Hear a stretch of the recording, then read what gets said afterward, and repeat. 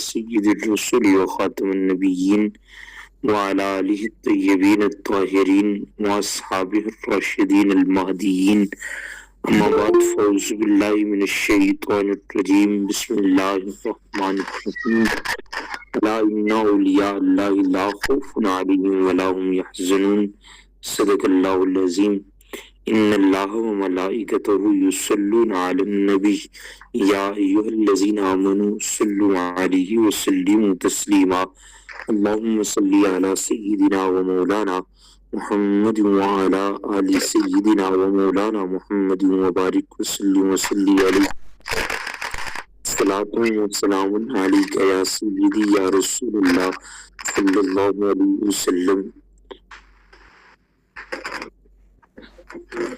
الحمدللہ تعالی، اللہ رب العزت کا بے پایہ فضل ہے کہ اس کی توفیق خیر سے ہم آج ایک بار پھر حضور سیدی ضیاء الامت رحمۃ اللہ تعالی آپ کو خراج عقیدت پیش کر رہی ہیں۔ میں سب سے پہلے تو حضور ضیاء الامت رحمۃ اللہ تعالی کا آج مختصر تعارف کرواتا ہوں تاکہ ہم حضور ضیاء الامت رحمۃ اللہ تعالیٰ کی، چونکہ ہم نے اتنے دنوں میں 2 ہفتوں میں آپ کے حوالے سے گفتگو کی، آج میری گفتگو کوئی لمبی چوڑی نہیں، بڑی مختصر سی گفتگو ہے، اور اس میں یعنی فقط آپ کا تعارف اور چند اضافی باتیں کرنی ہیں در صغیر کے حوالے سے بھی اور تصوف کے حوالے سے بھی۔ تو تعارف میں حضرت ضیاء الامت رحمۃ اللہ تعالی آپ سلسلہ نسب کے اعتبار سے خاندانی بنی ہاشم کے فرد ہیں۔ 22 واسطوں سے آپ حضرت شیخ بہاؤالدین زکریا ملتانی رحمۃ اللہ تعالی سے آپ کی نسبت ہے، اور آپ کا جو روحانی تعلق ہے وہ سلسلہ علیہ چشتیہ نظامیہ سے ہے۔ حضرت امیر السالکین پیر امیر شاہ صاحب یہ حضرت پیر سیال غریب نواز خواجہ شمس العارفین کے کبار خلفاء میں سے تھے۔ آپ کے والد گرامی غازی اسلام پیر محمد شاہ رحمۃ اللہ تعالی کا شمار بانیان پاکستان میں بھی ہوتا ہے۔ آپ اس تحریک کے فرد تھے اور آپ نے مختلف جگہ پہ اپنے آپ پاکستان کی تحریک کی نمائندگی بھی کی۔ حضرت ضیاء الامت رحمۃ اللہ تعالی آپ مولانا محمد دین بدوی رحمۃ اللہ تعالی جنہیں دنیا امام المناطق کے نام سے جانتی ہے، ان سے آپ نے ابتدا میں ہی اکتساب فیض فرمایا۔ آپ کے والد گرامی نے جب آپ کو بستہ دیا اور پڑھنے کے لیے بٹھایا، ساتھ بٹھایا اور پھر مصلی پہ بیٹھ گئے، اللہ کے حضور نوافل ادا کرنے کے بعد آپ نے دعا کی کہ یا اللہ میرے محمد کرم شاہ کو تو قبول فرما لے۔ آپ رحمت اللہ تعالی نے مراد آباد سے دورہ حدیث کیا تو آپ کے جو استاد گرامی تھے حضرت صدر الفاضل شیخ الحدیث سید محمد نعیم الدین مراد آبادی رحمت اللہ تعالی، ان سے دورہ حدیث کی اختتامی تقریب اور اختتامی سند لی تو حضرت نعیم الدین مراد آبادی کے لفظ یہ تھے کہ الحمدللہ میں اپنے رب کی بارگاہ میں شکر گزار ہوں کہ حدیث پاک کی جو امانت اللہ کریم نے مجھے عطا فرمائی تھی، آج میں نے اسے اس کے اہل کے حوالے کر دیا ہے۔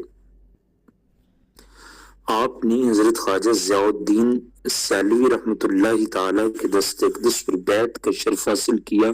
پھر آپ کے وصال پرملال کے بعد آپ کے جو سجادہ نشین حضرت شیخ الاسلام حضرت خواجہ محمد قمر الدین سیالوی آپ کے دست اقدس پر تجدید بیعت کی اور یوں حضور شیخ الاسلام کی حلقہ ارادت میں شامل ہوئے۔ حضرت شیخ الاسلام اکثر فرمایا کرتے تھے کہ پیر محمد کرم شاہ تو میری آنکھوں کا نور ہے، محمد کرم شاہ پیر سیال کے روزے کا مینار ہے۔ آپ نے 1953 سے 57 تک جامعہ الازہر الشریف مصر میں شاندار کامیابی حاصل کی اور 4 برس سرزمین مصر پہ گزارے، جہاں حضرت ضیاء الامت رحمۃ اللہ تعالی نے اصول فقہ اور فقہ کی ابحاث کو پڑھا، اور یوں آپ نے شریعہ اینڈ لا 4 سال میں مکمل کیا۔ حضرت ضیاء الامت رحمۃ اللہ تعالی آپ کی اگر یہ مصر کی زندگی کا مطالعہ کیا جائے تو یہ بے شمار رنگوں سے بھرپور ہے، جس میں محبت و عشق الہی کا رنگ، لیکن اس دورانیے میں جب میرے وطنی عزیز میں امت محمدیہ پر ایک یلغار باطل کی طرف سے ہوئی، جس میں فتنہ انکار حدیث کے پرویز احمد جیسے لوگ پیدا ہوئے اور جنہوں نے نبی پاک صلی اللہ علیہ وسلم کی حدیث کا انکار کیا، تو ایسے زمانے میں حضرت ضیاء الامت ابھی ازہر شریف میں 3 سال میں پڑھ رہے تھے کہ آپ نے اس زمانے میں ایک کتاب تصنیف کی، جس کتاب کا نام آپ نے سنت خیر الانام رکھا۔ آج جسے پاکستانی مدارس دینیہ کے ساتھ ساتھ اسلامک یونیورسٹی کے نصاب کا حصہ بھی بنا دیا گیا ہے، حجیت حدیث پر اس زمانے میں لکھی گئی آپ کی اس کتاب پہ وہ پرویز کا جملہ یہ تھا کہ کم از کم کوئی ایک کتاب تو ایسی منظر عام پہ ہمیں دیکھنے کو ملی ہے کہ جو میرے لفظوں کا جواب دیتی ہوئی تو نظر آتی ہے۔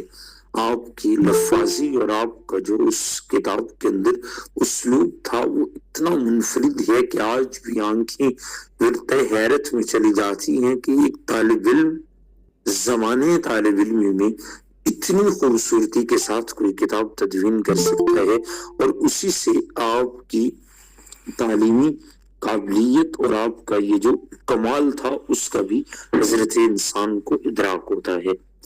حضرت ضیاء الامت رحمۃ اللہ تعالی جب 1957 میں پلٹ کے پاکستان آتے ہیں تو آپ کے والد گرامی نے کہا کہ بیٹا میں نے آپ کو اللہ کے دین کے لیے منتخب کیا ہے، آپ ایک سپیکر لیجئے، گاڑی لیجئے اور گلی گلی کوچے کوچے میں ذکر محمد کو بلند کیجئے۔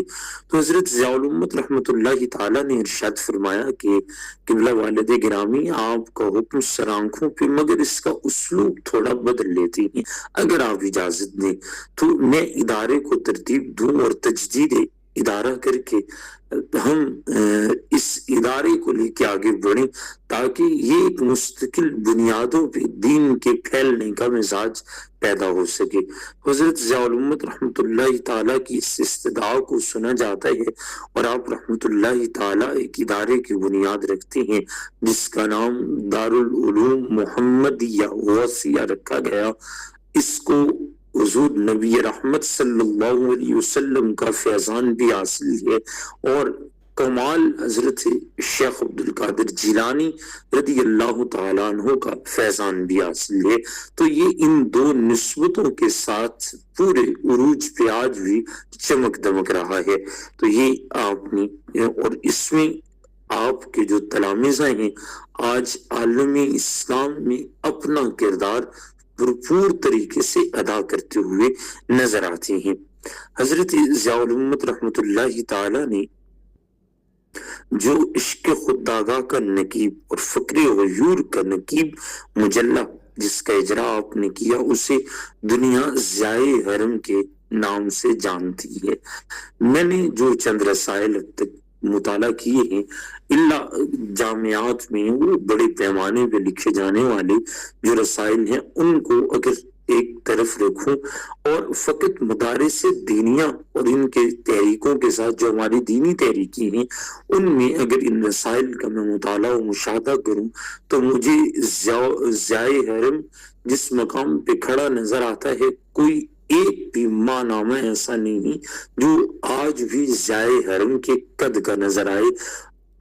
آج بھی اگر وہ تمام رسائل کو علمی عملی اور دیگر تمام خوبیوں میں مات دے رہا ہے، تو سوچئے کہ جب حضرت ضیاء الامت رحمۃ اللہ تعالی آپ خود اس میں لکھا کرتے تھے، آپ کی نگرانی میں اس میں مضامین شائع ہوتے تھے، تو پھر اس میں کیا کمال اور خوبیاں ہوں گی۔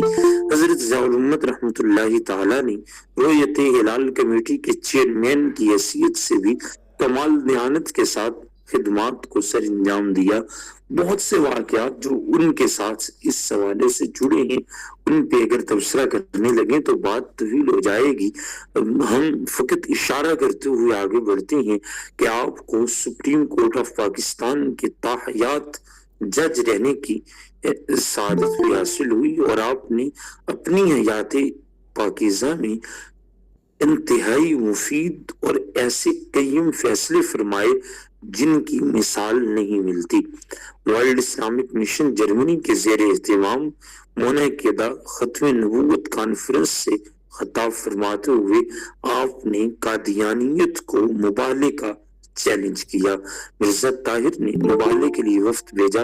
حضرت ضیاء الامت رحمۃ اللہ تعالیٰ نے فرمایا، جا کر مرزا طاہر سے کہہ دو وہ جس ملک میں جس جگہ مباہلہ کرنا چاہتا ہے، محمد عربی صلی اللہ علیہ وسلم کے غلام تیار ہیں، جگہ و تاریخ وہ بتائیں گے، آئیں گے ہم۔ حضرت ضیاء الامت رحمۃ اللہ تعالیٰ کے اس جواب پہ وہ ایسا مبہوت ہوا کہ اسے پھر بولنے کی جرت ہی نہ رہی۔ 1988 میں قادیانیوں نے جب اقوام متحدہ کے ادارہ میں شور مچایا کہ پاکستان میں ہمارے حقوق محفوظ نہیں ہیں، تو حضرت ضیاء الامت رحمۃ اللہ تعالیٰ صدر ضیاء الحق کی درخواست پہ جنیوا میں جا کے پاکستان کی نمائندگی کرتے ہیں اور دلائل سے ثابت کرتے ہیں کہ قادیانی اپنے آپ کو مسلمان کہلانے کا حق نہیں رکھتے، نہ محمدی کہلا سکتے ہیں، نہ شاعر اسلام کو اپنا سکتے ہیں۔ یہ سیدی ضیاء الامت رحمۃ اللہ تعالی کا ہی کمال تھا کہ جس کی بدولت عالمی اداروں نے قادیانیوں کو کافر ڈکلیئر کیا۔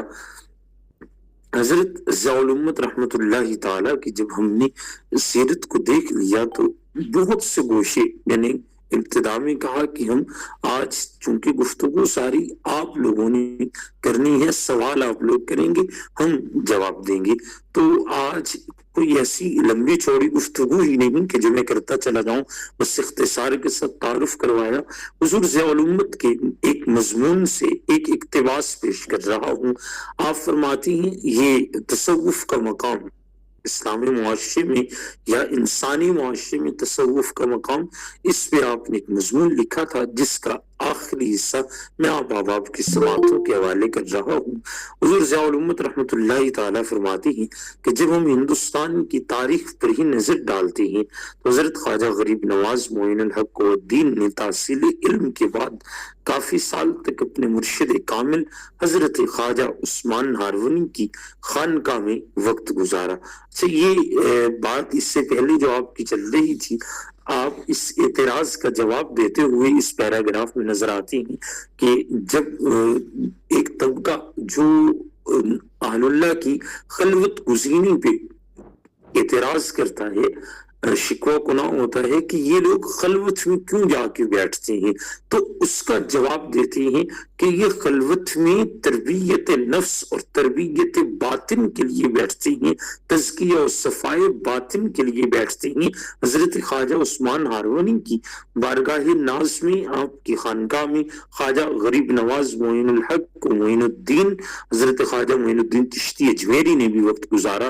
یہ مدت بے شک خلوت اور عزلت کی تھی، اس عرصہ میں ان کی تمام تر توجہ اصلاح باطن اور تزکیہ قلب پر مرکوز رہی، لیکن جب یہ سلوک کی منزلیں طے کر کے مسند ارشاد پہ فائز ہوتی ہیں تو آپ کی عزم محکم ہمت بلند نے کفر و باطل کے جو گلے سر کیے، شرک کے جن صنم قدوں کو پیوند خاک کیا، دنیا کا کوئی بڑا فاتح اور جرنیل بھی اس کی نظیر پیش نہیں کر سکتا۔ یہی بات آگے بڑھاتے ہوئے پھر حضور ضیاء الامت رحمۃ اللہ تعالی حضرت فرید الدین گنج شکر رضی اللہ تعالیٰ عنہ آپ کے خانوادے کی طرف آتی ہیں اور ان کا تذکرہ کرتے ہیں کہ آپ نے اپنے شیخ کی خانقاہ میں مراتب سلوک طے کی، ریاضات و عبادات سے آپ کی تربیت مکمل ہو گئی تو اپنے شیخ طریقت کی اجازت سے آپ نے اس مبارک بستی میں اقامت اختیار کی اور زندگی کے بقیہ چند سالوں میں جو نورانی اور ایمان پرور انقلاب برپا کیا، جہالت و بربریت کے دل میں پھنسے ہوئے لوگوں کو علم و معرفت کی جو روشنی عطا کی، اس کی عظمت اور اہمیت کا کون اندازہ لگا سکتا ہے۔ اب بھی اس درگاہ عالی کے فیوزات کا یہ عالم ہے کہ لوگ روتے روتے آتے ہیں اور ہنستے ہوئے واپس جاتے ہیں، شکستہ دل آتے ہیں تو ان کی دلداریاں کی جاتی ہیں، فسق و فجور سے آلودہ آتے ہیں اور سچی توبہ کر کے پاکیزہ زندگی بسر کرنے کا عزم لے کر جاتے ہیں۔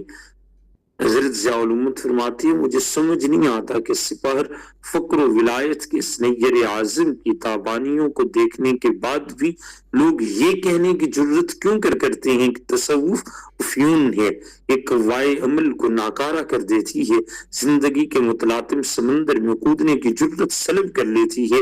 میں تو یہ سمجھتا ہوں کہ وہ عزم جو شکست قبول ہی نہیں کر سکتا، وہ دل میں پیدا ہی اس وقت ہوتا ہے جب کسی مرد کامل کی نگاہ کرم پڑتی ہے۔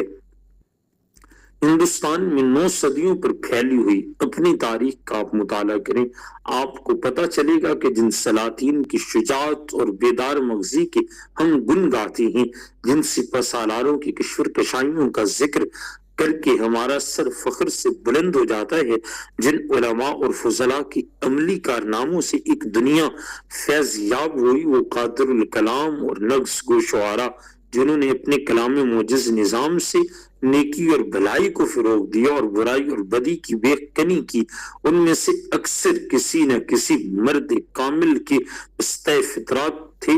محمود غزنوی سے لے کر شہاب الدین غوری، قطب الدین ایبک، شمس الدین التمش، اورنگزیب عالمگیر رحمہ اللہ تعالی تک سب اولیاء کرام کے فیض یافتہ تھے۔ صرف ہندوستان تک ہی محدود نہیں، جہاں جہاں بھی اسلام کے جرنیلوں نے اپنی فتوحات کے پرچم گاڑے ہیں، ان کی پشت پناہی کرنے والی کوئی روحانی طاقت تھی۔ قسطنطنیہ کی فتح دنیائے حرب کا محیر العقول کارنامہ ہے، جس کی نظیر تاریخ عالم میں نہیں ملتی۔ جس ترکی سلطان کو اس شہر کی فتح کی سعادت نصیب ہوئی، اس کا نام سلطان محمد ہے، جو فاتح کے لقب سے چار دانگ عالم میں مشہور ہے۔ کیا آپ جانتے ہیں کہ اس خطرناک مہم کا محرک کون تھا اور کس نے سلطان محمد فاتح کو یہ سعادت حاصل کرنے کا شوق دلایا؟ اس کے شیخ طریقت تھے۔ سلطان کی عمر اس وقت صرف 22 سال تھی۔ ان کے مرشد کامل نے کہا کہ تم قسطنطنیہ پر حملہ کرو، اللہ تعالیٰ تمہیں کامیابی عطا کرے گا۔ اپنے شیخ طریقت کی ترغیب اور تشویق پر سلطان محمد فاتح نے جنگوں کی تاریخ کا یہ محیر العقول کارنامہ انجام دے کر دانشوران عالم اور ماہرین فن حرب کو ورطہ حیرت میں ڈال دیا۔ اگر صوفیہ راہبانہ زندگی گزارنے کے خوگر ہوتے اور تصوف افیون ہوتا تو آپ کی تاریخ ان زرعی کارناموں سے جگمگا نہ رہی ہوتی۔ اکبر کے زمانے میں جب ساری الہادی قوتیں اسلام کو مٹانے کے لیے میدان میں نکل آئی تھیں، آپ کو معلوم ہے کہ اس طوفان بلاخیز کا رخ کس نے موڑا تھا؟ وہ ایک مرد درویش تھا، وہ خواجہ باقی باللہ کی خانقاہ کا تربیت یافتہ تھا، جو فقر و درویشی کی آغوش میں پل کر جوان ہوا تھا، جس سے دنیا مجدد الافسانی رحمت اللہ تعالی کے نام سے جانتی ہے۔ یہ تاریخی شواہد ان لوگوں کے باطل نظریہ کی تردید کے لیے کافی ہیں جو تصوف پر طرح طرح کے الزام لگاتے ہیں۔ اب خلاصہ ہے اس ساری گفتگو جو ہم نے پچھلے 2 ہفتوں اور آج تیسرے ہفتے میں ہم نے جو گفتگو کی ہے، اس تمام تر گفتگو کا خلاصہ آپ احباب کی سماعتوں کے حوالے کر رہا ہوں۔ یہ حضور ضیاء الامت رحمت اللہ تعالیٰ کا بیان کردہ خلاصہ ہے۔ آپ فرماتے ہیں کہ خلاصہ گفتگو یہ ہے کہ تصوف وہ نظام ہے جو انسان کی صرف جسمانی تربیت کی طرف متوجہ نہیں ہوتا بلکہ اس کی روحانی بالغی پر اپنی ساری مساعی کو وقف کر دیتا ہے۔ اس کے مکتب کے طالب علم جب نماز ادا کرتے ہیں تو صرف ان کی زبان ہی تسبیح و تحلیل نہیں کرتی، ان کے ظاہری اعضاء ہی قیام اور رکوع و سجود میں مصروف نظر نہیں آتی، بلکہ ان کا دل، ان کی روح، ان کے جسم کا رواں رواں ذکر الہی سے سرشار ہوتا ہے۔ ان میں تواضع، انکسار، بردباری، تحمل، ایثار، عفو و درگزر، محبت و مودت کے وہ مکارم اخلاق رونما ہوتی ہیں کہ دنیا ان کے نورانی چہرہ کی زیارت کر کے ان کا دین قبول کرنے پر مجبور ہو جاتی ہے۔ جب حضرت عائشہ صدیقہ رضی اللہ تعالیٰ عنہ سے پوچھا، کسی نے حضور نبی کریم صلی اللہ علیہ وسلم کے خلق عظیم کے بارے میں پوچھا تو آپ نے ازہد مختصر اور جامع جواب دیا، کان خلقہ القرآن، یعنی حضور کا خلق قرآن کریم تھا۔ اخلاق محمدی کا یہی پرتو صوفی کے دل کو منور کرتا ہے اور اس کے ظاہر و باطن کو صبغت اللہ ومن احسن من اللہ صبغتن کے رنگ میں سے رنگین بنا دیتا ہے۔ کسی انسان کو صحیح انسان بنانا سب کاموں سے زیادہ اہم اور زیادہ مشکل کام ہے، اور جو ہستیاں ایک نہیں لاکھوں کو درندگی اور وحشت کی آلودگی سے پاک کر کے طاقت و رحمت کا پیکر بنا دیتی ہیں، ان سے بڑھ کر انسانیت کا موصل اور کون ہو سکتا ہے؟ تصوف کی تاریخ اور صوفیاء کرام کی پاکیزہ زندگیوں کو دیکھ کر ایک منصف مزاج محقق اس نتیجے پر پہنچتا ہے کہ اسلام میں تصوف کا وہی مقام ہے جو روح کا جسم میں خوشبو کا پھول کی پتی میں اور روشنی کا مہتاب میں ہے۔ جب سے تصوف کی طرف ہماری رغبت کم ہوئی ہے، عبادات کے گلشن میں جو پھول کھلتے ہیں وہ اس مہک سے آ رہی ہیں، اعمال کے جو درخت ہیں وہ پھل سے معروم ہیں۔ جسم تو بارگاہ الہی میں جھکتا ہے لیکن روح کو خبر تک نہیں ہوتی، زبان تسبیح و تحلیل میں مصروف ہوتی ہے لیکن دل کسی اور صحرا میں بھٹک رہا ہوتا ہے۔ نہ عبادات میں لطف رہا اور نہ ان اعمال کی نورانیت کے جلوے نمایاں ہوئے ہیں۔ حضرت سیدی ضیاء الامت پیر محمد کرم شاہ لہزری رحمۃ اللہ تعالی کو آپ کے ایک شاگرد خاص علامہ رضا الدین صدیقی رحمۃ اللہ تعالی کے دو خوبصورت اشعار کے ساتھ خراج عقیدت پیش کرتے ہوئے وہی استغاثہ خود بھی کرتا ہوں اور آپ کو اشعار سناتے ہوئے اپنی بات کو ختم کرتا ہوں۔ آپ فرماتی ہیں، وہ کیف و کم کہ جو میخانہ حرم سے ملے، وہ کیف و کم کہ جو میخانہ حرم سے ملے، حضور سید لولا کی ہی کے دم سے ملے، اور کلادہ بند ہوں شاہ کرم کا میں جو رضا، کلادہ بند ہوں شاہ کرم کا میں جو رضا، خدا رسول بھی مجھ کو بڑے کرم سے ملے۔ وآخر دعوانا ان الحمدللہ رب العالمین۔ شکریہ جناب علامہ کاشف نور صاحب، آپ نے ماشاءاللہ پیر کرم علی شاہ صاحب کے حوالے سے بہت ہی معلوماتی اور سیر اثر بات کی، گفتگو کی۔ اب جن حضرات کو تبصرے فرمانے یا کاشف صاحب سے کوئی سوال کرنا ہے تو اپنے ہاتھ کے نشان بنائیں تاکہ ہم ایک ایک کر کے آپ حضرات کے سوال اور تبصروں کو۔ جی ڈاکٹر یاسر حسین ستیہ الخیری صاحب نے گفتگو رکھنی ہے۔ جی ماشاءاللہ جی، کاشف نور صاحب کا بہت شکریہ کہ بڑے خوبصورت انداز کے ساتھ سمیٹا۔ جسٹس پیر کرم شاہ لہزری رحمۃ اللہ علیہ پہ کراچی یونیورسٹی سے ایک صاحب نے پی ایچ ڈی کی ہے، تو انہوں نے تھیسس میں آپ کے حوالے سے لکھا کہ آپ مصر میں الازہر یونیورسٹی میں پی ایچ ڈی میں بھی آپ انرول ہوئے تھے، ایم فل کا لکھا ہے یا پی ایچ ڈی کا انرول ہوئے تھے، اور بنگلہ دیش کے ایک جو صاحب تھے وہ ان کے سپروائزر تھے، لیکن پاکستان کے مخصوص حالات کے تناظر میں وہ اپنی ڈگری چھوڑ کے اس کو کمپلیٹ نہیں کر سکے اور واپس آ گئے تھے۔ اور پھر آپ کے والد ماجد نے آپ جب کراچی اترے اور کراچی سے جب بیرا شریف کا سفر کیا تو جس ٹرین کی بوگی میں آپ تشریف فرما تھے تو اس میں جتنے بھی لوگ بیٹھے ہوئے تھے خوشی میں پیر کرم شاہ الازری رحمۃ اللہ علیہ کے والد محترم نے ان سب کا کرایہ دیا وہاں تک کہ آج میرا والد الازہر سے فارغ التحصیل ہو کے آ رہے ہیں. تو پاکستان کے اندر ان کی جو خدمات ہیں وہ بے بہا ہیں، خاص کر کے صوفیانہ روش رکھتے ہوئے اور ایک خانقاہ کا سجادہ نشین ہوتے ہوئے ایک متحرک سجادہ نشین علمی، عملی اور قومی زندگی آپ نے بسر کی ہے. میرا کاشف نور صاحب سے ایک چھوٹا سا سوال ہے کہ ضیاء الامت کا لقب آپ کو کس نے دیا؟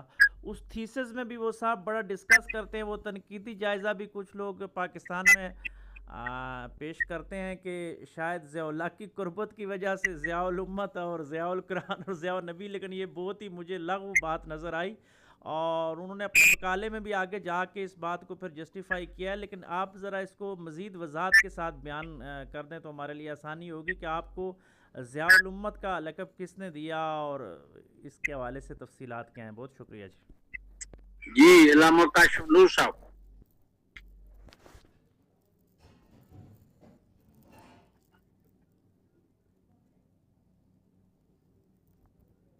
جی ڈاکٹر صاحب، ایک تو آپ کو شکریہ کہ آپ نے محبتوں سے نوازا.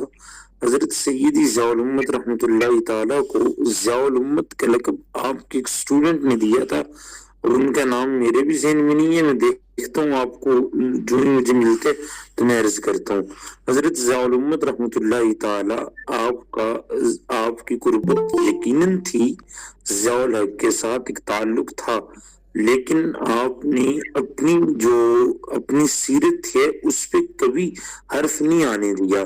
پچھلے ایک دو سیشن میں جب ہماری گفتگو ہو رہی تھی تو اس میں بھی یہ بات ہوئی تھی کہ حضور ضیاء الامت رحمۃ اللہ تعالیٰ کو میاں نواز شریف نے آ کے یہ آفر کیا تھا کہ جناب آپ جو مانگتے ہیں میں آج آپ کو دینے کے لیے آیا ہوں. یہ آپ کے آستانے پہ میرا شریف آ کر کے یہ بات ہوئی تو آپ نے ارشاد فرمایا کہ اللہ کا شکر ہے، مجھے کسی شے کی کوئی ضرورت نہیں ہے، بلکہ اگر تم یہ چاہتے ہو کہ تم نے مجھے کچھ دینا ہے تو قوم کے ساتھ بھلائی کرو اور لوگوں کے لیے راستہ بنوا دو.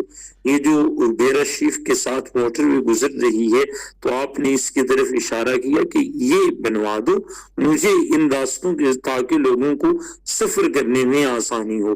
اسی زمانے میں لوگ کہا کرتے تھے کہ بھیرا کو بھیرا اس وجہ سے کہتے ہیں کہ یہ بے راہ ہے، اس کی طرف کوئی راستہ نہیں جاتا. حضرت ضیاء الامت رحمۃ اللہ تعالیٰ فرمایا کرتے تھے کہ اللہ نے اس کو اتنے راستے دینے ہیں کہ لوگ جدھر سے چاہیں گے بھیرا ادھر سے ہی راستہ ہوگا.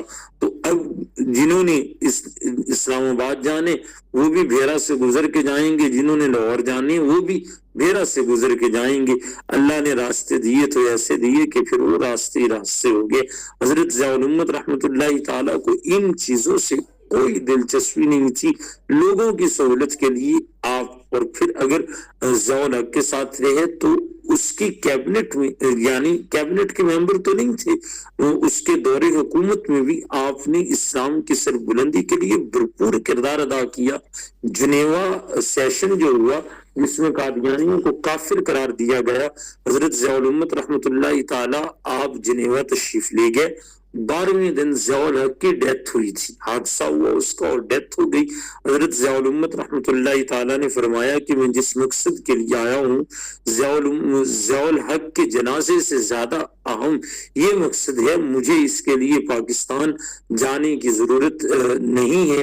آپ وہیں رکے رہے. 15 دن تک یہ بحث رہی اور 16ویں دن یا 15ویں دن اس کا فیصلہ ہوا. حضرت ضیاء الامت رحمۃ اللہ تعالیٰ پہ ایک تھیسس مصر میں الازہر میں بھی لکھا گیا. آپ کی سیرت پر ڈاکٹر محمد منیر الازہری صاحب انہوں نے بھی لکھ رکھا ہے اور اس میں بہت سے حقائق سے انہوں نے پردہ اٹھایا. ایک تو وہ باقاعدہ حضور سیدی ضیاء الامت کے شاگرد تھے اور بیرا شریف بھی انہوں نے پڑھا، اس کے بعد ازہر شریف میں انہوں نے مکمل تعلیم حاصل کی اور آخر میں انہوں نے ایم فل کا جب اپنا تھیسس لکھا تھا، وہ پی ایچ ڈی میں ایم فل کا جب انہوں نے تھیسس لکھا تھا تو حضرت سیدی ضیاء الامت کی سیرت کو لکھا گیا تھا. وہ کتاب بھی اس حوالے سے بڑی قابل تحسین ہے اور پڑھے جانے کے قابل ہے کہ ہم اس کتاب کا مطالعہ کریں. شکریہ جناب کاشف صاحب. آگے بڑھتے ہیں. ذوالفقار احمد صاحب نے اپنی بات رکھنی ہے. جی ذوالفقار احمد صاحب.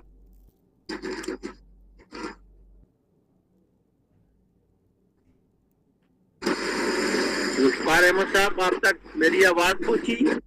आपने हाथ का निशान बनाया, आप गुफ्तगू फरमाइए। शायद कोई प्रॉब्लम है, उन तक आवाज नहीं पहुंच रही या कुछ और भी जो साहबान कोई सवाल करना चाहते हैं, तबसरा फरमाना चाहते हैं, तो अपने हाथ का निशान बनाएं, नहीं तो फिर मैं लिस्ट के मुताबिक हजरात को वो करता हूँ। लिस्ट में पहले नाम आ रहा है अनीला अफजाल साहबा का। आपसे दरखास्त है, आप अगर कोई बात रखना चाहें, कोई सवाल करना चाहें अल्लामा काशिफ नूर साहब से। शायद उन तक भी आवाज नहीं पहुंची। असद महमूद साहब का नाम आ रहा है। जी असद महमूद साहब, आप चाहें तो अपनी गुफ्तगू फरमाएं।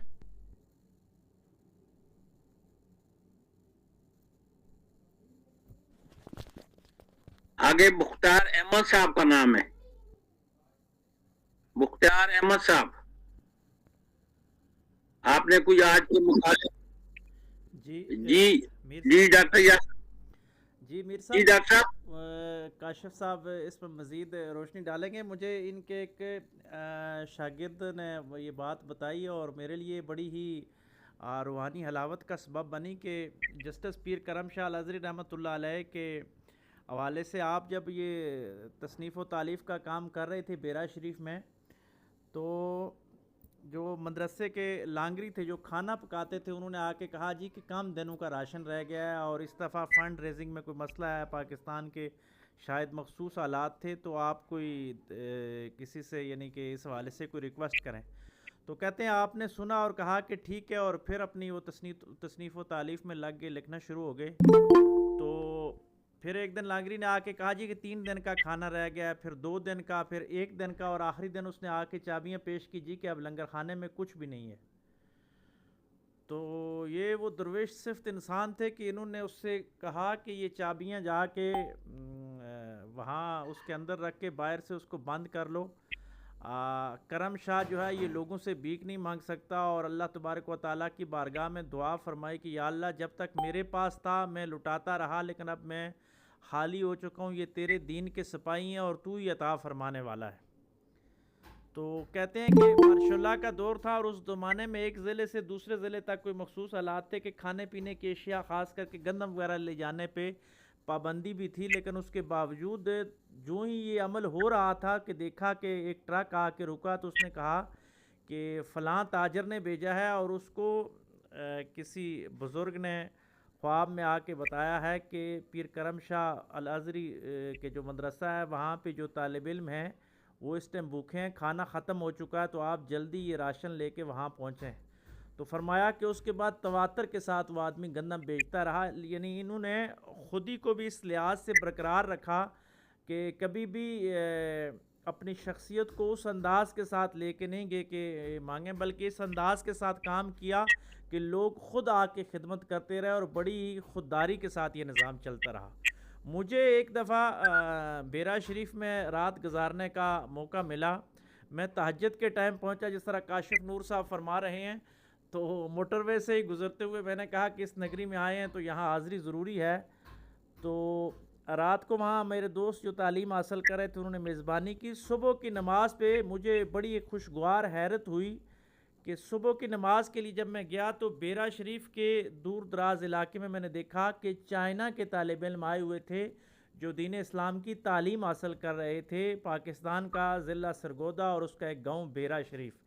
तो यकीन जानिए मेरी दिली दुआएं निकली कि यार कहाँ एक तरक्की याफ्ता मुल्क और उसके शहरी। मैंने इससे पहले बैनुल-अक़वामी इस्लामी यूनिवर्सिटी में ये लोग देखे, जामिया फरीदिया में कुछ लोग हिफ़्ज़ कर रहे थे, और उसके बाद बेरा शरीफ में मैंने ये मंज़र देखा तो दिल से बेसाख्ता दुआएं निकली उस शख्सियत के लिए कि जिन्होंने एक बैनुल-अक़वामी मेयार की ये दरसगाह हमारे ख़ित्ता पाकिस्तान में बनवाई। और फिर हमारे साथ उनका एक ताल्लुक़ जो मरी के साथ है, मेरे इलाके के साथ, कि आपने अपनी तसनीफ़ व तालीफ़ का कोई थोड़ा सा काम मरी में उनके एक शागिर्द थे साजिद चिश्ती साहब, तो उनके यहाँ रह कर भी किया। और हमारे इलाका में जामिया नूरुल इस्लाम के हवाले से एक नाम से दरसगाह है जो हमारे न्यू मरी में पहली दफ़ा बनाई गई। تو اس کا افتتاح بھی جسٹس پیر کرم شاہ الازہری رحمۃ اللہ علیہ نے فرمایا تھا. تو یہ خوبصورت یادیں ہیں جو آپ کی ہم نے دیکھی تو نہیں ہے لیکن سنی ہیں, محسوس کی ہیں اور اس کی علاوت محسوس کر رہے ہیں. اللہ تبارک و تعالیٰ آپ کی تربت پہ کروڑ ہا رحمتوں اور برکتوں کا نزول فرمائے. اس پہ کاشف نور صاحب ضرور کچھ اضافہ فرمائیں گے انشاءاللہ.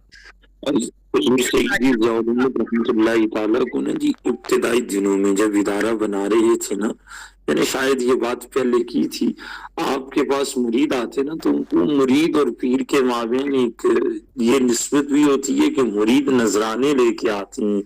جب آپ کے پاس آتے تھے تو آپ فرمایا کرتے تھے کہ میں نذرانے لینے والا پیر نہیں ہوں, میں تو تمہارے پتر لے کے انہیں محمد کا غلام بنانے والا پیر ہوں, مجھے اپنے پتر بطور نذرانے دیا کرو. آپ اپنے خالص و سرگوتے کے لہجے میں ان کے ساتھ کلام کرتے اور کہتے مجھے اپنے پتر دیا کرو, اور پھر لوگوں نے اپنے بیٹے دیے اور انہیں حقیقت میں حضور نبی پاک صلی اللہ علیہ وسلم کا غلام بنایا. مجھے آپ کے استاد گرامی کی ایک بات یاد آ رہی ہے. دنیا جانتی ہے امام ابو زہرہ کو, بہت کمال کے عالم دین گزرے. ماضی قریب میں امام ابو زہرہ سے مثال کوئی نہیں ملتی. آپ مصر کے یہ جتنے علماء تھے انہوں نے امام ابو زہرہ کو اپنا امام تسلیم کیا ہے. امام ابو زہرہ رحمۃ اللہ تعالی آپ کو جب حضرت سیدی ضیاء الامت کو سرٹیفکیٹ دینے لگے نا تو اس میں آپ نے لکھا, یہ استاد اپنے شاگرد کو لکھ رہا ہے کہ جس لمحہ میں نے تجھ سے ملاقات کی میں نے تجھ میں بلند نگاہی, رفت کردار, اعلیٰ مقاصد کی طرف میلان اور بے مقصد امور سے دوری کا احساس کیا. میں تجھ میں ایک ایسی انسانی روح پاتا تھا جو دنیاوی بوجھوں سے بلند و بالا اور عرفہ و اعلیٰ تھی. اے میرے فرزند ارجمند, مجھے ذات میں اسلام ایک آفتاب کی طرح درخشاں نظر آتا ہے اور میں تجھ میں وہ اسلام دیکھتا ہوں جو بکھرے دلوں کی شیرازہ بندی کرنے والا ہے, اور مجھے تجھ میں روشن مستقبل کی امید نظر آتی ہے. آج جب کہ میں تجھے الوداع کہہ رہا ہوں مجھے محسوس ہوتا ہے کہ گویا میرے نفس کا ایک حصہ مجھ سے جدا ہو رہا ہے اور گویا میری روح کا ایک ٹکڑا الگ ہو رہا ہے, بس میں تجھ کو اللہ کے سپرد کرتا ہوں. یہ آپ کے استاد گرامی امام ابو زہرہ ہیں جنہیں علماء عرب اپنا امام مانتے ہیں. وہ حضور سیدی ضیاء الامت رحمت اللہ تعالیٰ کو ذاتی سرٹیفکیٹ دیتے ہوئے اس پہ یہ جملے ارشاد فرماتے ہیں. تو کیسی شخصیت تھی. اب اس کے بارے میں جو نظریہ انسان کے دماغ میں بنی وہ ایک عجیب, اللہ نے زمانے میں واقعی کچھ نابغہ روزگار شخصیات پیدا کی ہیں جن میں ایک حضرت سیدی ضیاء الامت رحمت اللہ تعالی تھے. شکریہ جی, آگے بڑھتے ہیں. صبتق اللہ صاحب نے بات کرنی ہے جی, آپ اپنی گفتگو رکھیں سر.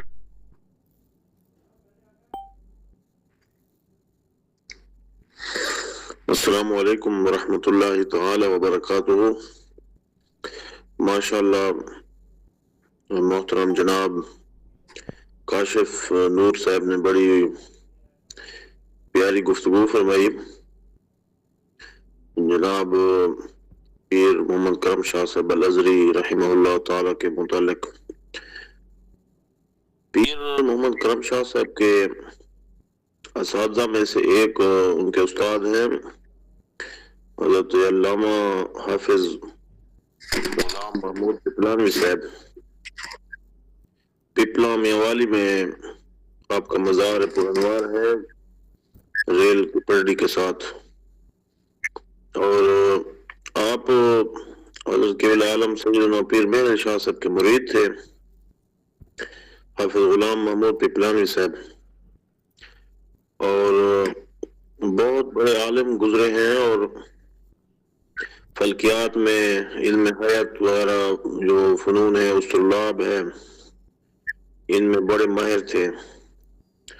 اور ان کا یہ مشہور ہے کہ وہ دریا سندھ کے ایک کنارے پر کھڑے ہو کر بتا دیتے تھے کہ دوسرا کنارہ اتنے فٹ اور اتنے میٹر دور ہے, اور ان کے سب پوتے ہیں ابھی پروفیسر علامہ ریاض محمود صاحب، وہ خود پیر کرم شاہ صاحب کے شاگرد بھی ہیں، اور ہم ان کی ملاقات کے لیے ایک دفعہ حاضر ہوئے تو وہ بتا رہے تھے کہ وہاں جو گنبد ہے ڈیرہ شریف میں غالباً وہ پیر کرم شاہ صاحب کے والد صاحب کے مزار شریف پر ہے۔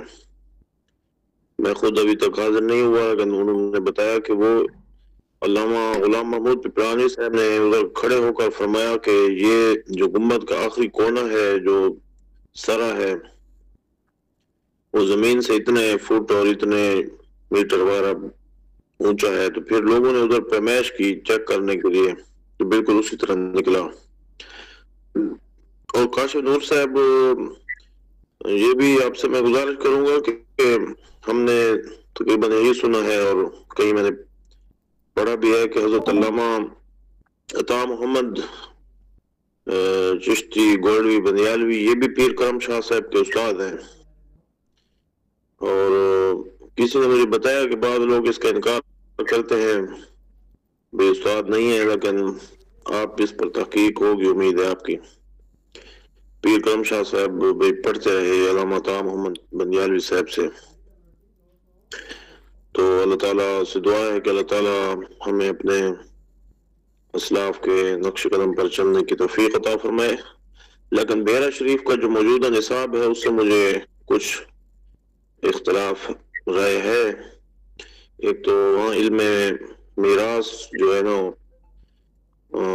اس کے پڑھانے میں وہاں پر بڑی کمزوری ہے، یہ یہاں باتیں کرنے کی نہیں ہے، یہ انشاءاللہ کاشف نور صاحب سے میں پرسنل پہ باتیں کروں گا اور ان کی خدمت میں گزارش کروں گا کہ وہاں کے جو انتظامیہ ہے ان کے ساتھ ان کا چونکہ تعلق ہے، وہاں کے شاید فارغ ہیں تو ان کے گوش گزار کروں گا۔ جزاک اللہ خیرہ، اللہ تعالیٰ آپ کو سلامت رکھے، تمام حاضرین کو جزاکم اللہ خیرہ۔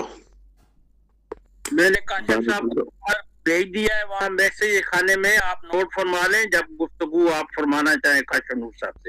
جی کاشف نور صاحب۔ جی میں عرض کر رہا تھا کہ سبحت اللہ صاحب، جیسے آپ کو اختلاف ہے نا نصاب سے، آپ میراث اور چند بڑی باتوں پہ گئے، میں نے تو چند بنیادی چیزوں پہ بھی اختلاف کیا ہے، اور یہ ان کی مہربانی ہے کہ وہ محبت سے سنتی ہیں، کچھ چیزوں کو سیٹل آؤٹ کرنے، نصاب میں تبدیلیاں وقت کے ساتھ ساتھ جیسے ہوتی رہتی ہیں پھر ہو رہی ہیں، انشاءاللہ وہ جلدی ٹھیک ہو جائے گا اللہ نے چاہا تو۔ باقی حضور ضیاء الامت حضور قبلہ عالم مولانا محمد بندیالوی رحمۃ اللہ تعالی آپ کے شاگرد نہیں ہیں، اس حوالے سے ہمیں کوئی معتبر ہمارے پاس نہیں ہے، ایون میں نے پتہ کر رکھا ہوا ہے، یہ ہمارے پاس آئے تھے ابھی، وہ نام بڑا آسان سے صاحبزادہ صاحب ہیں بندیال شریف کے، یہ حضور مولانا عطا محمد بندیالوی صاحب کے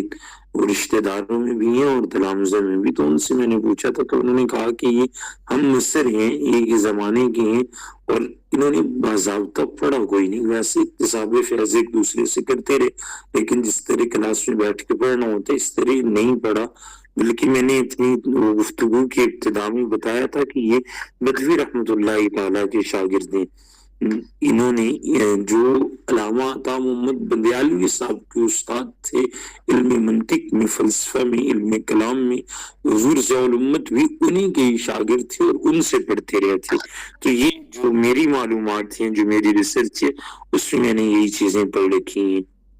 سلمکم اللہ، بارک اللہ فیکم۔ شکریہ جناب کاشف نور صاحب۔ اور جن سے نے بات کرنی ہے ہاتھ کا نشان بنائیں، لسٹ کے مطابق ڈاکٹر طاہر محمود صاحب کا نام آ رہا ہے، آپ چاہیں تو گفتگو رکھیں۔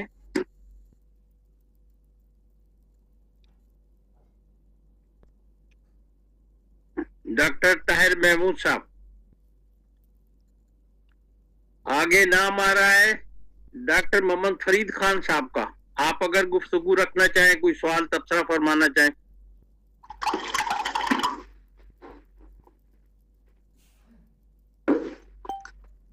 اس کے بعد نام ہے حافظ شفیق صاحب۔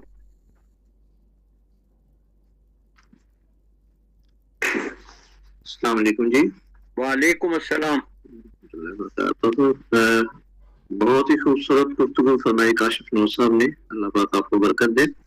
حضور ضیاء الامت رحمۃ اللہ علیہ کی کتب سے جو ہے استفادہ کرتے رہتے ہیں. ضیاء القرآن سے بھی کافی روشنی ملتی ہے, ضیاء النبی سے بھی, اور سنت خیر الانام کا بھی ذکر کیا انہوں نے. تو ہمارے اسلاف کا یہ ایک سرمایہ ہے الحمدللہ. اور آج کی اس نشست میں بہت ساری چیزیں جو ہیں وہ سیکھنے کو ملی ہیں. تصوف کے حوالے سے جو غلط نظریات, اور پھر اس پر کتنی خوبصورتی کے ساتھ حضور ضیاء الامت کا جو مقالہ تھا, آپ کی تحریروں سے جو نتائج اخذ کر کے اور پھر خلاصہ کلام پیش کیا, تو لازمی طور پر اس سے ہمارے باطن کو جو ہے وہ روشنی ملے گی. بارک اللہ فیک. آگے بڑھتے ہیں جی. آگے نام آ رہا ہے لبنہ فروخ صاحبہ کا. آپ اگر گفتگو رکھنا چاہیں. لبنہ فروخ صاحبہ. جی السلام علیکم. جی وعلیکم السلام. جی مجھے اصل میں اس میں کوئی اتنا مطلب ٹاپک پہ میں نے کوئی بات زیادہ سنا بھی نہیں ہے, اور مجھے کچھ اتنی زیادہ نالج بھی نہیں ہے. میں نے کچھ نہیں کہنا. شکریہ. شکریہ جی. آگے نام آ رہا ہے ناہید افشاں صاحبہ کا. آپ اگر کوئی تبصرہ یا گفتگو سوال کرنا چاہیں. السلام علیکم ورحمۃ اللہ. وعلیکم السلام. جی یہ میری مقالہ سنا, بہت اچھا لگا, بہت اچھے انداز میں انہوں نے پیش کیا. تو ان کی یہ ریسرچ ہے یہ ہمارے لیے مفید ثابت ہوئی ہے. تو ایمان تازہ ہو جاتا ہے اپنے علماء کرام کے بارے میں, مفکرین کے بارے میں جان کے. تو خاص کر نواز شریف صاحب والا واقعہ اور یہ موٹر وے کی جو بنی ہے اس کی تاریخ سن کے, اور کہاں سے یہ اس کا آغاز ہوتا ہے, یہ سن کے ہمیں بہت اچھا لگا. تو ماشاءاللہ ان سے امید ہے کہ آئندہ بھی اسی طرح مفید معلومات ہمارے سامنے لاتے رہیں گے, اور اللہ تعالیٰ ہمارے عمل میں اضافہ کرے اور ان کو جزائے خیر عطا فرمائے. بس میں نے اتنا ہی کہنا. شکریہ جی. آگے نام آ رہا ہے شائستہ زاہد صاحبہ کا. آپ اپنی گفتگو رکھنا چاہیں, کوئی تبصرہ فرمانا چاہیں. شائستہ زاہد صاحبہ. السلام علیکم ورحمۃ اللہ وبرکاتہ. جی وعلیکم السلام. ماشاء اللہ بہت ہی خوبصورت انداز سے ہمیشہ کی طرح کاشف بھائی نے اس خوبصورت گفتگو کو جو ہے وہ ہم تک پہنچایا. اللہ رب العزت کی حضور دعا ہے کہ اللہ تعالیٰ آپ کے علم میں بہت ساری برکتیں عطا فرمائے. اور بات کی جائے اگر حضور سیدی ضیاء الامت رحمۃ اللہ تعالیٰ علیہ, آپ کی کتب کو پڑھتے ہوئے ایسا محسوس ہوتا ہے کہ جیسے کہ آپ تو انہی کی ذات سے اس وقت کی استفادہ. اور مجھے اگر کہیں سے کوئی سوال کا جواب نہ ملے تو ضیاء القرآن شریف یا پھر ضیاء النبی صلی اللہ علیہ وآلہ وسلم ایسی خوبصورت کتب ہیں. الحمدللہ اس پر صدا بندی کا کام بھی مکمل ہو چکا ہے, تو اس سے ہم بہترین استفادہ کرتے ہیں.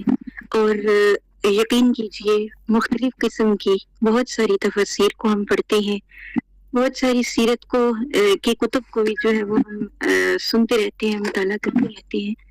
لیکن جہاں بات آتی ہے تحقیق کی, جہاں بات آتی ہے علم کی, جہاں بات آتی ہے ادب کی, جہاں بات آتی ہے محبت کی, تو ہر لفظ اپنے اندر ایسی خوبصورت یعنی کہ روشنی لیے ہوئے, ایسی چاشنی اور ایسی جو ہے وہ ایک سرور لیے ہوئے ہے کہ اگر کوئی بھی شخص آج بھی کہیں سے استفادہ کرنا چاہتا ہے اور اپنے دل کو جو ہے وہ نور سے منور کرنا چاہتا ہے, تو یقین کیجئے کہ وہ حضور ضیاء الامت جس طرح سے آپ ضیاء الامت کی لقب سے واقعی مشہور ہیں, تو یہ آپ پر بالکل جو ہے وہ سچ لگتا ہے, حقیقت لگتا ہے, کیونکہ آپ کا ہر لفظ جو ہے وہ دل پر اثر کرتا ہے. اللہ رب العزت آپ کی تربت انور پر بے شمار رحمتیں اور برکتیں نازل فرمائے. شکریہ جی. اب ہم پروگرام کے اختتام تک پہنچ چکے ہیں. اور آج کے پروگرام کی صدارت فرمانے والے محترم جناب محمد اختر سید صاحب جو کراچی سے ہمارے ساتھ شریک ہوتے ہیں، ان سے درخواست ہے کہ خطبہ عطا فرمائیں. اس کے بعد پھر ڈاکٹر یاسر حسین ستی الخیری صاحب حاضرین اور حضرات کا شکریہ ادا فرمائیں. جی السلام علیکم ورحمۃ اللہ وبرکاتہ. حضرت معمول جناب کاشف الازہری صاحب کا مقالہ اپنی مثال آپ کا. کاشف نور صاحب جب بھی مقالہ پیش کرتے ہیں بہت تیاری کے ساتھ اور بہت اچھے طریقے سے پیش کرتے ہیں. گزشتہ 3 ہفتوں سے پیر کرم شاہ الازہری صاحب کے متعلق وہ اپنا مقالہ پیش کر رہے تھے اور آج اس کی تکمیل ہوئی. پیر کرم شاہ الازہری صاحب کا تعلق جیسے کہ کاشف نور صاحب نے بتایا کہ خاندان بنی ہاشم سے تھا اور بہاؤالدین زکریا سے بھی ان کا تعلق رہا. خواجہ شمس العارفین کے خلفاء میں رہے. تحریک پاکستان میں بھی سرگرمی سے حصہ لیا. مراد آباد سے دورہ حدیث کیا جہاں ان کے استاد نعیم الدین مراد آبادی صاحب سے جامعہ الازہر سے ان کا جو تعلیم کا سلسلہ ہے وہ چلتا رہا اور بڑے شاندار طریقے سے اپنی تعلیم مکمل کی. مختلف تصنیفات ان کی موجود ہیں. قرآن کی تفسیر ضیاء القرآن کے نام سے اور سیرت النبی کی پہ کتاب ضیاء النبی کے نام سے موجود ہے. اس کے علاوہ ایک کتاب اور ان کی جس کا نام سنت خیر العلام ہے وہ آج کل مختلف یونیورسٹیز میں نصاب کا بھی حصہ ہے. اس کتاب کا اسلوب بھی بڑا منفرد ہے. یہ کتاب واضح ہے کہ پیر صاحب نے اپنے زمانے طالب علم میں لکھی تھی. اس کے علاوہ ایک مجلہ بھی انہوں نے جاری کیا جس کا نام ضیاء اکرم ہے اور وہ بھی اپنی مثال آپ ہے. اور سپریم کورٹ کے سایہ جج رہے, رویت ہلال کمیٹی کے چیئرمین رہے. اپنی زندگی میں قادیانیوں کا جب مسئلہ سامنے آیا تو قادیانیوں کے جو خلیفہ تھا اس مضمون میں بھی بڑی سیر حاصل گفتگو کی. اس تصوف میں مضمون لکھتے ہوئے انہوں نے بتایا کہ بڑے بڑے فاتحین کے پیچھے اکثر روحانی شخصیات ہی نظر آتی ہیں اور اکبر بادشاہ جیسے جابر بادشاہ کے سامنے تو اس کے دین الہیہ کی جلغار کو روکنے کے لیے مجدد الثانی جیسے روحانی شخصیت جو ہے وہ سامنے آئی اور انہوں نے اس جلغار کو روکا. اس کے علاوہ جناب مختلف مفسرین نے اپنے اپنے تبصرے پیش کیے جن میں کافی جاندار تبصرہ یاسر ستی صاحب کے سامنے سے آیا. انہوں نے کچھ سوالات بھی کیے جس کا کاشف صاحب نے بڑا اچھا جواب دیا. اور اللہ سے دعا ہے کہ اللہ ہمیں ایسے شخصیات جو دین اور دنیا دونوں میں کامیاب ہیں اور خصوصی طور پہ دین کا جو انہوں نے کام کیا ہے ہمیں بھی اس طرح ایسا موقع عطا کرے کہ ہم بھی کوئی دین کا کام کریں یا ہماری اولادوں میں ایسی بچے پیدا ہوں کہ جو وہ اسی طرح سے دین کے لیے کام کریں اور دین کا نام روشن کریں. وما علینا الا البلاغ. جی ڈاکٹر صاحب, ڈاکٹر ساجد خان کوہانی صاحب. میں بس حاضری لگوانے کے لیے اتنا عرض کرنا چاہتا ہوں کہ ہم نے 3 نشستیں حضرت صاحب کی یاد میں کی ہیں تو ان پر فاتحہ کے ساتھ اس نشست کا اختتام کیا جائے. شکریہ.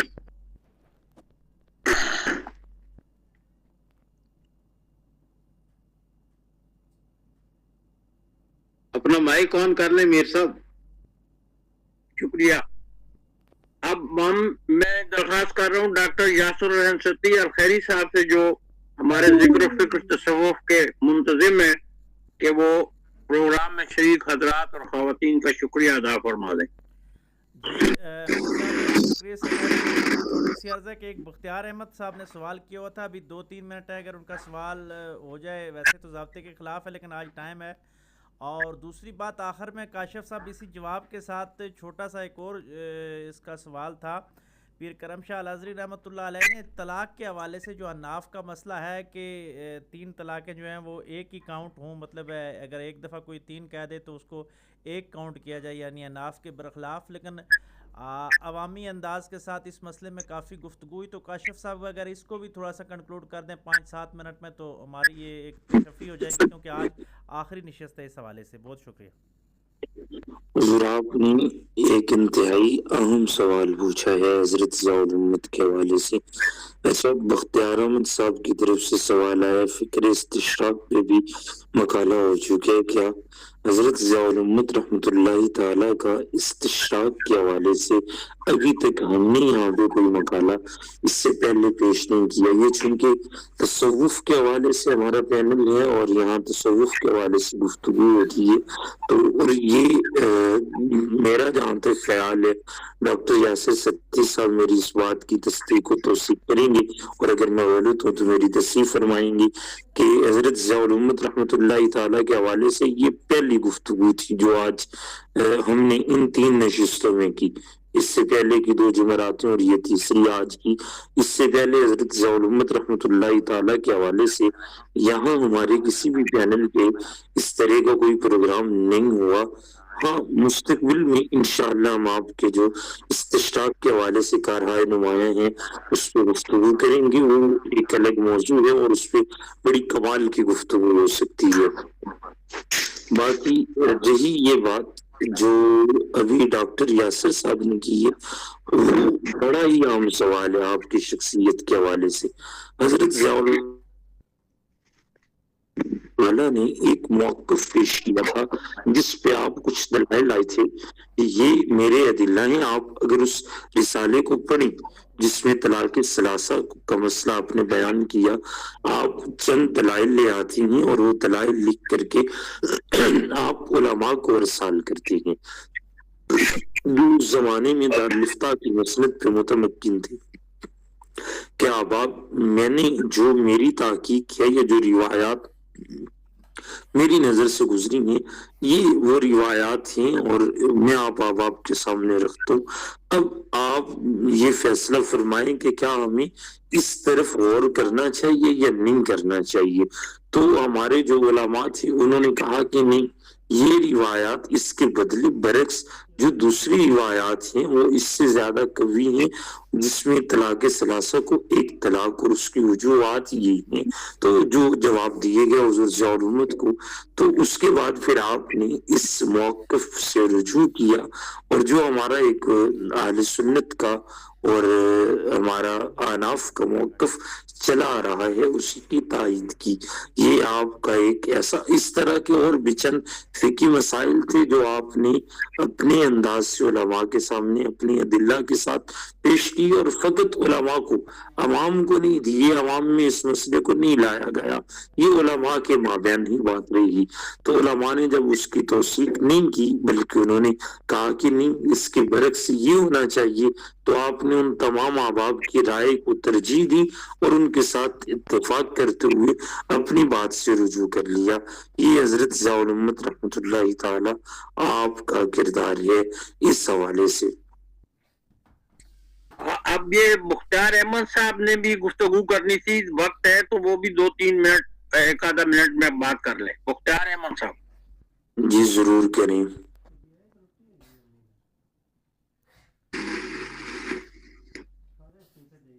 مختار احمد صاحب آپ نے گفتگو کرنی ہے تو اگر صدارتی خطبے کے بعد کسی گفتگو کی کوئی روایت تو نہیں ہے، تو خلافی روایت بات ہے. ابھی منتظم نے اجازت دی، آپ نے خود بھی فرمائی، دوسروں نے بھی فرمائی.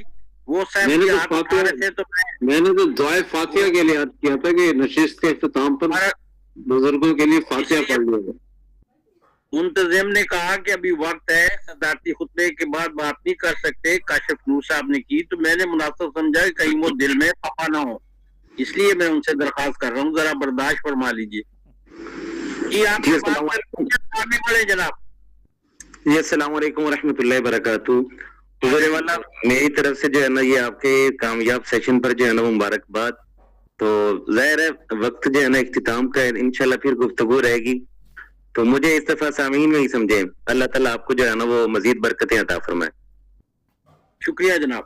جی ڈاکٹر یاسر حسین ستی صاحب، آپ جناب حضرات جو شریک ہیں، خواتین شریک ہیں، ان کا شکریہ ادا فرما دیں اور دعا بھی فرمائے جیسے ڈاکٹر صادق اقبالی صاحب نے کہا. جی ٹھیک. جی ڈاکٹر. جی بس اس بدھ کے لیے بھی کسی نے کنفرم نہیں کیا تو کلام اقبالیات کی مجلس کے یاسر صاحب آپ اپنا مائک بند کر لیں، آپ کو بہت شور آ رہا ہے. بس میں اتنا کرنا چاہتا ہوں ایک جملے میں کہ اس بدھ کے لیے بھی کسی نے کنفرم نہیں کیا اقبالیات کے موضوع پر اگر کوئی خطاب کرنا چاہے تو وہ رابطہ کر لے. بہت شکریہ. جی ڈاکٹر یاسر حسین ستی الخیر.